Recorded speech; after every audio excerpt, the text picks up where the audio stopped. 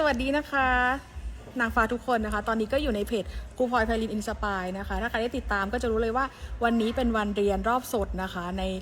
คลาสนะคะสมาธิจูนซอนแล้วก็เลิฟซีรีส์นะคะซึ่งต้องบอกเลยว่าเป็นคลาสระดับตำนานนะคะนางฟ้าหลายๆคนก็ปักธงมาเรียนคลาสนี้กันเยอะมากๆเลยนะคะวันนี้ก็ถึงเวลานะคะในการที่ได้มาเรียนสดรอบนี้นะคะแล้วก็จะมีของแพงนะคะฝากตั้งแต่ต้นไลฟ์เลยนะคะว่ามันมีวิธีการที่ง่ายมากๆนะคะในการที่คุณจะสามารถจูนซอสได้นะคะสิ่งนี้เนี่ยมันเป็น Data ในคลาสเลยนะคะแล้วก็เป็น Data ที่อับราฮัมนะคะหรือว่าเอสเตอร์เนี่ยนะคะได้มีการบอกไว้ด้วยนะคะใครอยากรู้นะคะก็กดหัวใจมารัวๆเลยนะคะสิ่งนี้เรียบง่ายมากๆแล้วหลายคนอาจจะไม่ได้